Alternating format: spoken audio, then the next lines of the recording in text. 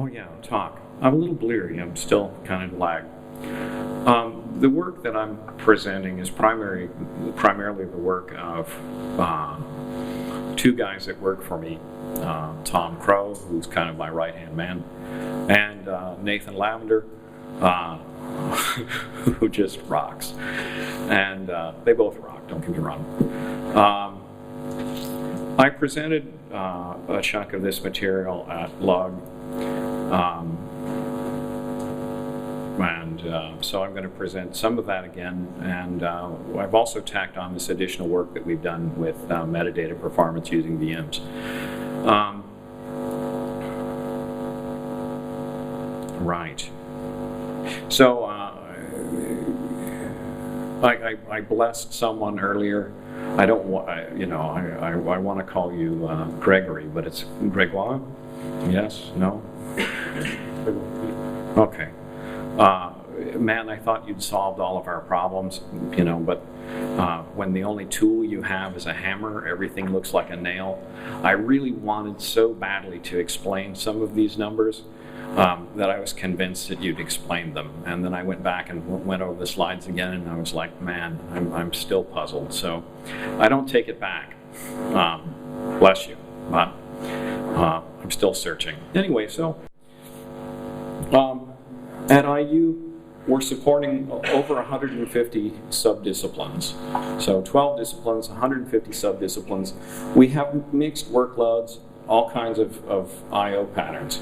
We're supporting people from the theater department who do lighting simulations. They want to know what the stage and the actors are going to look like beforehand. So that's at one end of the extreme. And on the other end, we have CFD people, we have quantum chemistry people, and it's the wide world of sports. We've got a metadata challenge. As you've heard me sort of bitch about, we've got over a billion inodes. So metadata is hell for us.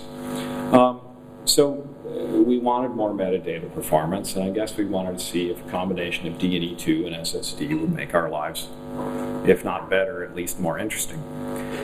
And I guess the other question was related to Mark Stearman's talk at LUG this year.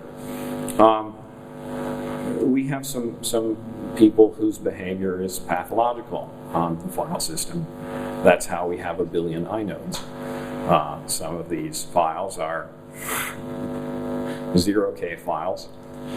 I would say that since we brought a certain class of customer on, 90% of our files right now are smaller than a meg. Lustre loves that. So I guess, we wanted to find a way perhaps to cordon off those users and say, well, here's your miniature file system using ZFS, and we're going to carve off a chunk of metadata server for you. And, that's your swimming pool, and you can do in that pool whatever you like. If you want to keep it clean, that's cool, but you're not going to harm the other people who clean up after themselves.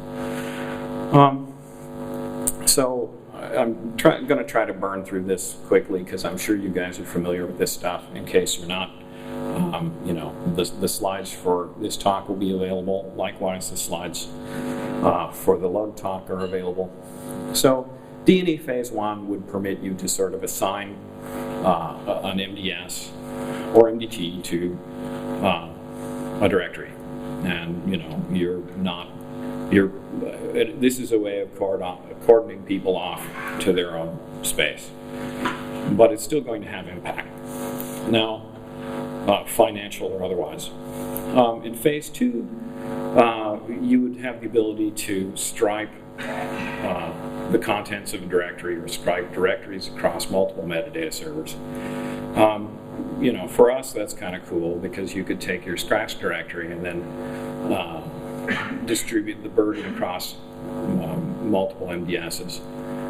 The analogy that I like is stepping on a nail. If you step on one nail, it's going to go through your foot, but if you step on a bed of nails and the mesh is close enough, it's not going to harm you much. here's the picture of DNE. Here's the picture of DNE2. We were lucky enough to get some loaner hardware and some gifted hardware, so we set up identical building blocks, HP Proliance, yada, yada, yada. We had 6 Intel SSDs per box. And then ConnectX-3 cards going into an IV switch. Pretty pictures. This is kind of how we had it set up. We had 20 clients attached to these 6, and we did, multiple types of tests. We were using Lustre 7. Sorry, 2.7. Bleary. More or less, we had one disk assigned as an MDT.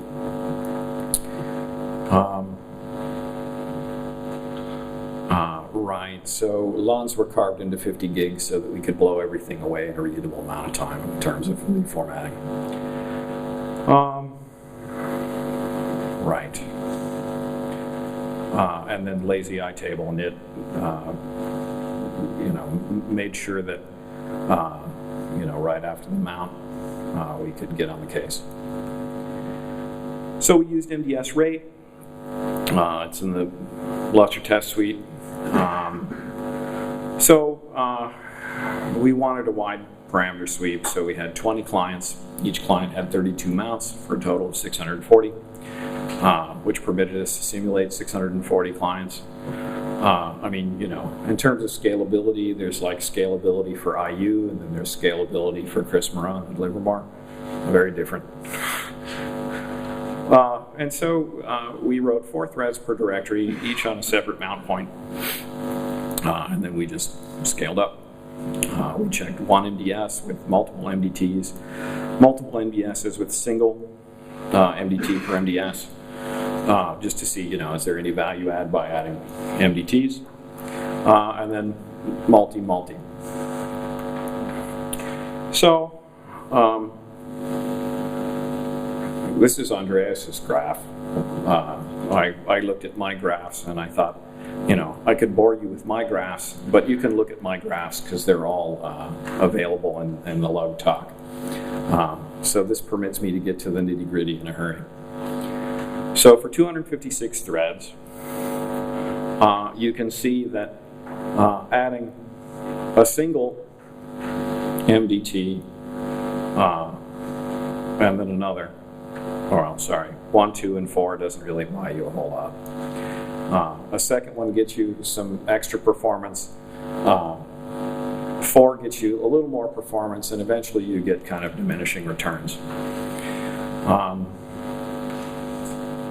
On the upper end of the scale, you have 6 MDSs with 1, 2, and 4.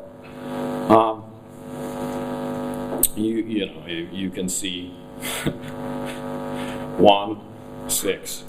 Your growth is definitely going to be a whole lot larger by adding MDSs. But this was an attempt to show what happens if you add additional MDTs. What was interesting was that on the upper end, we saw a CPU peak of 80%, but the SSDs were less than 50% busy. And so, what did we learn? Well, it works. More or less what I've said. Performance increases in either case, adding MDTs or MDSs. But what's interesting, you're adding physical cores, which leads to this notion about using VMs. What happens if you add virtual cores or virtual CPUs? Right. So, those last 2 points had me asking some questions. So, what? Virtual? Come on, you got to be kidding. Well, Ihara-san in 2011 did some stuff about virtualizing Lustre. Robert was doing some stuff on Amazon Web Services and metadata.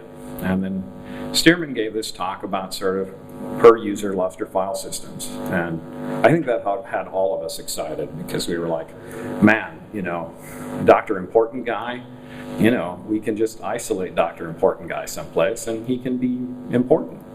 He'll have his own.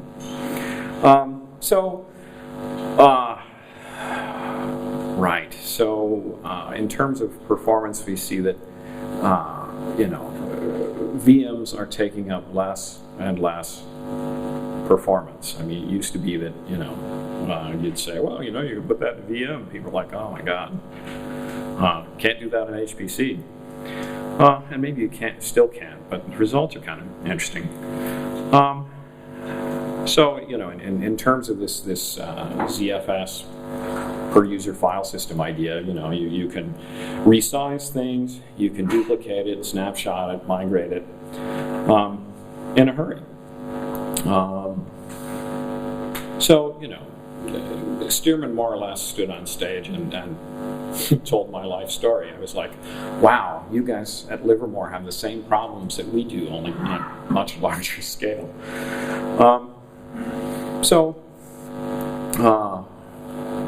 Yeah, more or less I've covered this, right? You have Dr. Important Guy who, we get the calls. Hi, my jobs are much more important than everybody else's. I want, 256 processors at my availability all times. Oh yeah, and I need 500 terabytes for the rest of my life. Cool, I guess in terms of research, every person that bothers to go to graduate school and get the PhD and, get tenure and push themselves, they've dedicated their life to that, so I get it. But some of those people have problems with programming. Understandable. I was trained as a musician early. At that time, Maine was a street that you'd walk down.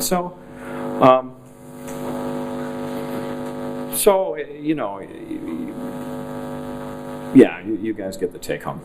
So, we were warned by several that, your performance is going to be miserable. But the latest SR-IOV plugged into IB really wasn't terrible. You can see that using LNet self-test, the comparison between the blue and the red in terms of writes on your left, reads on the right, not abysmal. And so here's our setup. We had 8 MDSs, 8 virtual CPUs per guest. So we were oversubscribing the physical cores by 2 to 1. So we use the same client-server combination, same OS, same Lustre as before. We performed the same tests. We had fewer clients, unfortunately, this go-around. We only had 8, if I recall. Now, SR-IOV is kind of cool because all of your virtual CPUs, all of your virtual machines, see the IB card as theirs. So everybody's running through one card, and everybody gets a piece of the action. But from the virtual machine standpoint, it would behave the way that you would on a Linux box. And then using LVM pass-through, this gives you a lot of flexibility in terms of, carving things up. So here you can see that with, come on, Sims, with individual file systems and what is it, the red one, 8 MDSs, we were able to crack, an aggregate of 200,000 mknods a second. Now,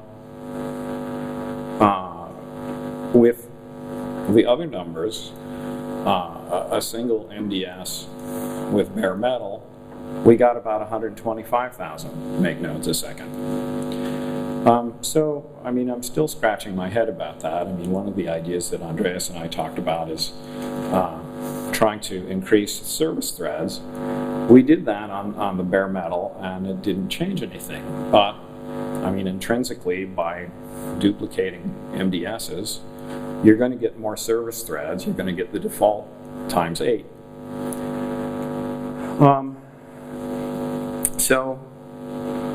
Here, we're doing DNE2, and you know, performance with 2 physical MDSs, you know, was better than anything that we could get virtually. So an aggregate of separate MDSs is going to be, you know, significantly better than your 125,000, you know, plus or minus there an additional 100,000 mknods per second. Here, it's not going to pay to do that. So, you know, if we're going to carve things off for somebody, really the best we're going to be able to do for them is the equivalent of a physical core. We're not going to be able to do cool DNE2 stuff and get any kind of increase. So, you know, the take home is more or less what I've said. You know, we can get this greater aggregate performance. You know, it's at least 20% greater. Maybe more, I don't know. I'm sleepy. And like I said, you know, if you increase the service threads, does this do anything? Well, there was no significant improvement on bare metal. And this might actually be a good fit for taking, you know, if not users, laboratories. You know, you'll have a guy who has multiple students in his lab. They're all performing the same kinds of calculations. They want to take, say, a file set that they're running their simulations or running their computations against. You know, we don't have to subject them to a purge policy. You know, we can ask them how much space that they need. We just carve it off and hand it to them, and you know, they can play in the sandbox. You know, we could have a job submission time, a prescript, and a postscript that mounts a file system, because you don't want to mount everybody's file system. It's going to suck up all your client memory. Yeah, DNE2 performance, worse on VMs. I don't think there's a magic bullet there, at least not yet. You know, maybe you guys can you know, help solve the mystery. Maybe there's no mystery at all, and you know, we just took some measurements, but we all do what we can. So, you know, you can always take more data. You know, what if we look at what actual file creation is going to do? These are just mknods. So we could, you know, try MDS rate and see, you know, the difference between, I mean, and this is associated with the first study, right? How is this going to perform on a spinning disk versus SSD? I mean, you know, I think Nathan was talking about using SSD on your OSTs. And then, you know, in terms of applications, you know, I mean, Trinity's this bio code that writes, you know, tens of thousands of files across thousands of directories. Man, you know, we've got lots of people that are running this code simultaneously. You know, if we could improve metadata performance for those guys in some way, that would be a win.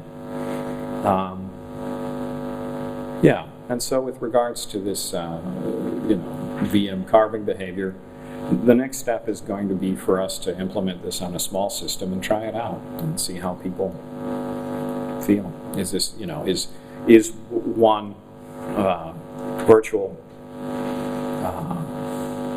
CPU going to be enough for somebody? Yeah, will they will they just you know, have enough metadata for whatever the workload is? Don't know. Haven't had a chance to try it out. So yeah, we were trying to squeeze all of this in before I came by. Thanks to a bunch of people. Matrix loaned us some gear, HP loaned us some gear. Intel gave us some SSDs to play with. So thanks.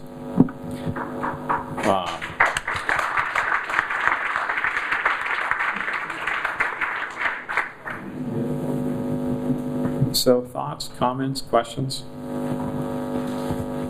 As you can tell, I don't have a lot of answers. Andre Brinkman, ladies and gentlemen. Perhaps you have. I've got one question. More or less, you have shown us the final results, creates per second. I'm sorry. In principle, you have shown us the final results, make nodes per second. Yeah. Have you ever checked out how many logs are involved, how many RPCs are used when you have more MDSs? We haven't taken that data, or if Tom's taken it, I haven't seen it yet. I'm just his boss. Okay. So, he took a pile of statistics, and part of where I was at was I need to put a talk together. So let's pull something together in a finite amount of time. I know that certainly we were looking at system data, and that's how we were able to detect that we weren't driving the SSDs probably as hard as we could have, and I think we've shown that was true. But I think looking at RPCs is if we haven't done it, that's certainly the next direction to go and see what's up there.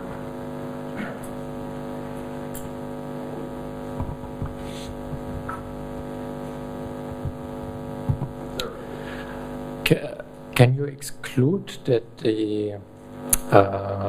that it wasn't just a caching behavior? Well, so I knew you'd ask that question. I don't have a graph, but we went from, I don't know, 8 views all the way up, and it was pretty well flat. And in terms of operations, I mean, we cranked it as hard as we could. I thought that perhaps that would be the deal, and Tom said, no, I don't think that's the case. And I said, well, sell me. And he took the available memory per core. I think it was pretty well as far as he could and still function. So that's a great question. Yeah. I have seen similar behaviors a few years back already with KVM and SR-IOV, and I even could see applications running faster in a virtual machine than on bare metal. So, and it can't be the physical CPU can't be faster. I mean, it can't be the boost. So it must be something else in the I/O behavior management in the virtualization layer, I guess. The plan is to keep digging and try to figure it out. I mean, I guess I was really puzzled. Tom's assertion was, let's see if we can use an additional NDS virtual space to try to drive it. Sort of comparing that to multi-threaded behavior that's already in the NDS code. If we were to do that multi-threaded process twice, where would that get us? I was surprised. I'm still surprised. But, I mean, your point's well then.